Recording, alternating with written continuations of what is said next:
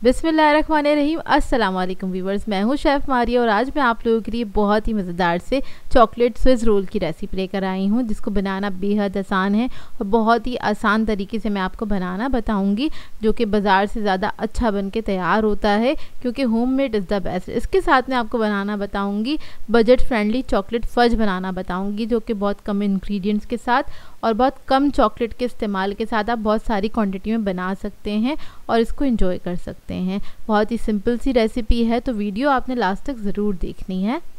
ये जो Swiss roll बनके तैयार होगा बहुत ही ज़्यादा सुपर सॉफ्ट और मॉइस्ट बनके तैयार होगा। तो चलिए आइए वीडियो स्टार्ट करते हैं। तो सबसे पहले हम इसकी ट्रे जो है उसको प्रिपेयर कर लेंगे। तो उसके लिए सबसे पहले इसको मैंने ग्रीस कर लिया है। बहुत हल्का सा ऑयल लगाइएगा और ब्रश की मदद से इसको ग्रीस कर लीजिएगा। ट्रे का मैं आपको साइज़ बता देती हूँ, 15x11 इसका साइज़ है। अब हम क्या करेंगे, इसके ऊपर लगा देंगे एक बटर पेपर। ट्रे के साइज़ का ही मैंने कट कर लिया था। बटर पेपर के ऊपर थोड़ा सा ऑयल ऐड करेंगे और इसको ग्रीस कर लेंगे अच्छे से। मतलब नीचे भी हमने इसलिए ऑयल लगा दिया था ताकि बटर पेपर हम अच्छे से स्टिक कर सकें। ट्रे हमारी रेडी हो गई है, इसको हम साइड पे रख देंगे। अब इसके लिए हमें चाहिए होंगे 3 अदद अंडे।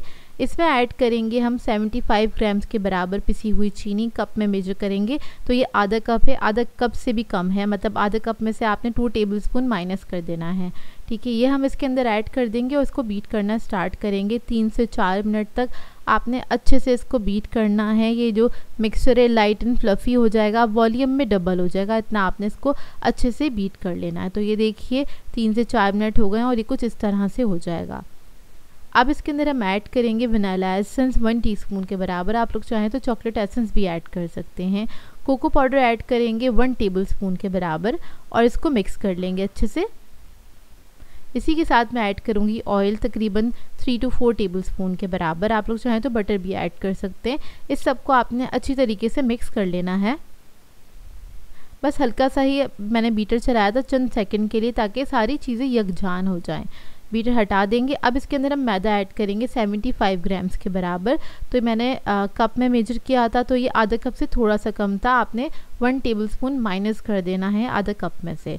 तो देखिए अब थोड़ा थोड़ा करके हम मैदा ऐड करेंगे और इसको आपने फोल्ड करते चले जाना है। इस तरह से एक ही डायरेक्शन में आपने इसको फोल्ड करना है और हल्के हाथ से फोल्ड कीजिएगा। यहाँ पर हम आपको थोड़ा सा फॉरवर्ड करके दिखाते हैं, तो आप लोगों को लग रहा होता होगा कि हम बहुत तेज़ी से इसको फोल्ड कर रहे हैं, लेकिन हम बहुत हल्के हाथ से और आराम से फोल्ड कर रहे होते हैं। और ये जो मिक्सचर है, अगर आपने इसको ओवर मिक्स कर दिया तब भी आपका जो केक है, स्पंज है, वो अच्छा बन के तैयार नहीं होता है। तो आपने ओवर मिक्स भी नहीं करना है और कम भी मिक्स नहीं करना है। तो बस आपने क्योंकि आप ओवर मिक्स कर देंगे ना, तो इसकी निशानी ये होती है, जो आपने बैटर बनाया है इसको, मतलब अंडे इतने फेंट के आपने इसका वॉल्यूम बढ़ाया है, वो बिल्कुल कम हो जाता है और सिमट सा जाता है। तो आपका केक भी ना थोड़ा सा अच्छा नहीं बनता और थोड़ा सा हार्ड हो जाता है। अब सारा बैटर मैंने ट्रे के ऊपर ऐड कर दिया है। अब क्या करेंगे, इसको आपने किसी भी चीज़ की मदद से फैला देना है। यहाँ पर मैंने स्मूदर यूज़ किया है, उसकी मदद से आपने इवनली इसको फैलाना है और हल्के हाथ से फैलाना है। इस तरह से पूरा इसको फैला देंगे। अब इसको मैं बेक करूँगी 180 डिग्री पे ओवन में तकरीबन 10 से 12 मिनट के लिए। 10 से 12 मिनट में बहुत अच्छे से बेक होकर आ जाएगा, क्योंकि स्विस रोल है, बहुत थिन सा है, बहुत जल्दी से बेक हो जाएगा।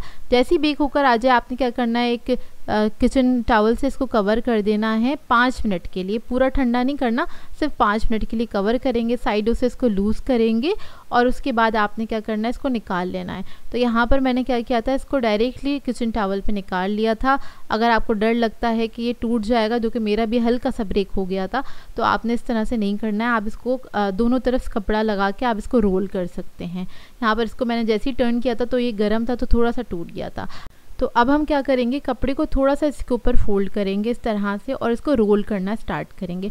हल्के हाथ से आपने इसको रोल करना है। अगर आपको इस तरह से मुश्किल लगता है तो आप इसके ऊपर एक और कपड़ा रखें और इसको इस तरह से रोल बना के साइड पे रख दें। रोल बनाने के बाद ही आपने इसको ठंडा करना है। इतने ही ठंडा हो रहा है, इधर हम बना लेते हैं चॉकलेट फज, जो कि बजट फ्रेंडली है। तो यहाँ पर मैंने आधा कप दूध लिया है। इसके अंदर ऐड करेंगे 2 टेबलस्पून के बराबर cocoa powder, 5 tablespoon sugar add करेंगे, चीनी ऐड करेंगे दानेदार और इसको मिक्स करेंगे अच्छी तरीके से। अभी मैंने फ्लेम ऑन नहीं की है, फ्लेम ऑफ हैगी। चूल्हे की। तो इसको मिक्स करेंगे, इसके अंदर जो भी थोड़े बहुत लम्स होंगे वो सारे निकालने की कोशिश करेंगे अच्छे से। बस आप इसको मिक्स करते चले जाएं, क्योंकि कोको पाउडर के अंदर अगर आप गरम गरम में डालेंगे ना तो बहुत जल्दी से लम्स बन जाते हैं।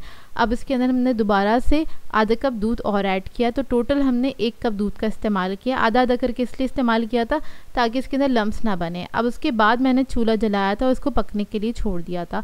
तकरीबन इसको 2 से 3 मिनट आपने कुक करना है अच्छी तरीके से। उसके बाद आपने इसके अंदर चॉकलेट ऐड करनी है, तकरीबन 50 ग्राम्स के बराबर। बजट फ्रेंडली इसलिए बोला था इसको मैंने क्योंकि इसके अंदर चॉकलेट बहुत कम जाती है। तकरीबन 50 ग्राम मैंने चॉकलेट ऐड करी है। इसको मिक्स करेंगे, 2 से 3 मिनट और पकाएंगे। टोटल कुकिंग टाइमिंग इसकी 5 मिनट्स है। इसको पकाएंगे और ये रेडी है। अब इसको ठंडा करने के लिए रख देंगे, ठीक है। इसको आपने फ्रिज में रख देना है ठंडा करने के लिए। इधर हम क्रीम चेक कर लेते हैं। तो यहाँ पर मेरे पास है 250 ग्राम्स के बराबर क्रीम है, यानी कि 1 पाव 1 कप के बराबर है। इसको हम बीट करना स्टार्ट करेंगे। विपिंग क्रीम है, पहले से ही मीठी होती है क्रीम, वनीला फ्लेवर की होती है, लेकिन इधर हम चॉकलेट फ्लेवर करेंगे इसको। तो इसके अंदर ऐड करेंगे हम आधा कप के बराबर चॉकलेट फज ऐड करेंगे जो हमने बनाया था। और एक बात का ख्याल रखिएगा, ये ठंडा होना चाहिए इस स्टेज पे जब आपने ऐड करना, नहीं तो क्रीम आपकी लिक्विडी हो जाएगी, ठीक है। इसको आपने अच्छी तरीके से मिक्स कर लेना है। तो ये हमारी चॉकलेट क्रीम जो है बन के तैयार है। आप लोग चॉकलेट केक्स के ऊपर, पेस्ट्रीज़ के ऊपर इसको इस्तेमाल कर सकते हैं। तो देखिए बस अच्छे से बस आपने इसको मिक्स कर लेना है। तो ये रेडी हो गई है। अब इसको मैं ठंडा करने के लिए फ्रिज में रख दूँगी। अब इधर हम अपने केक को चेक कर लेते हैं। तो यहाँ पे इसको मैंने 15 से 20 मिनट के लिए छोड़ दिया था, तो ये अच्छे से ठंडा हो गया है। और मैंने आपसे कहा था नहीं, थोड़ा सा क्रैक हो गया था, तो कोई बात नहीं, इसी को हम असेंबल करेंगे तो ये कवर हो जाएगा। अब इसके अंदर हम थोड़ी थोड़ी सी करके क्रीम ऐड करेंगे, और आपने बहुत ज़्यादा क्रीम बीच में नहीं लगानी है। इससे क्या होगा, जब आप रोल करेंगे ना तो सारी क्रीम बाहर आ जाएगी। बहुत हल्की सी क्रीम ही लगाते हैं स्विस रोल के ऊपर। तो क्रीम लगा लेंगे, इसको आपने फैला लेना है इवनली, आपने अच्छे से इसको फैला लेना है। और जो चॉकलेट सॉस हमने बनाया था, चॉकलेट फज, वो थोड़ा सा इसके ऊपर ड्रिजल कर देंगे इस तरह से। अब इसके बाद इसको रोल करना स्टार्ट करेंगे हल्के हाथ से। आपने इसको हल्के हाथ से रोल कर लेना इस तरह से। ये देखिए, तो देखिए इस तरह से आपने रोल कर लेना। इसको प्रेस नहीं कीजिएगा क्योंकि बहुत ज़्यादा डेलिकेट होता है ये। अब क्या करेंगे, उठाएंगे इसको और उठाकर इसको रखेंगे सर्विंग प्लेटर के ऊपर इस तरह से।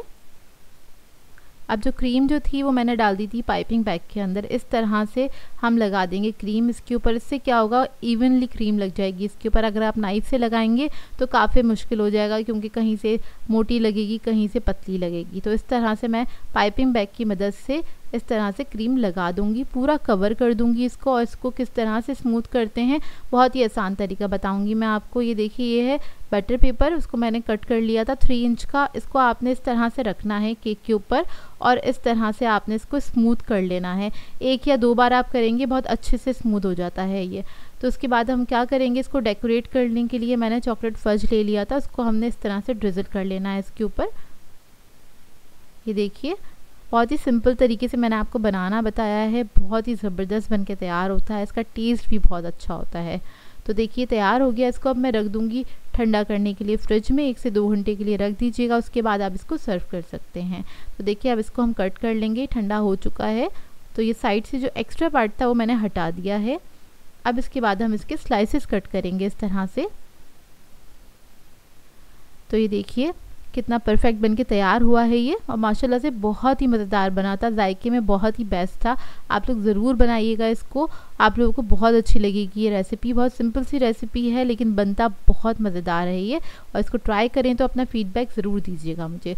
सो व्यूअर्स, अगर आप लोगों को मेरी रेसिपीज़ अच्छी लगती हैं तो मेरे चैनल को सब्सक्राइब करें, लाइक करें, कमेंट ज़रूर किया करें, शेयर भी ज़रूर किया करें अपने फ्रेंड्स के साथ, फैमिली के साथ। तो मुझे अपनी दुआ में याद रखिएगा। अल्लाह हाफ़िज़।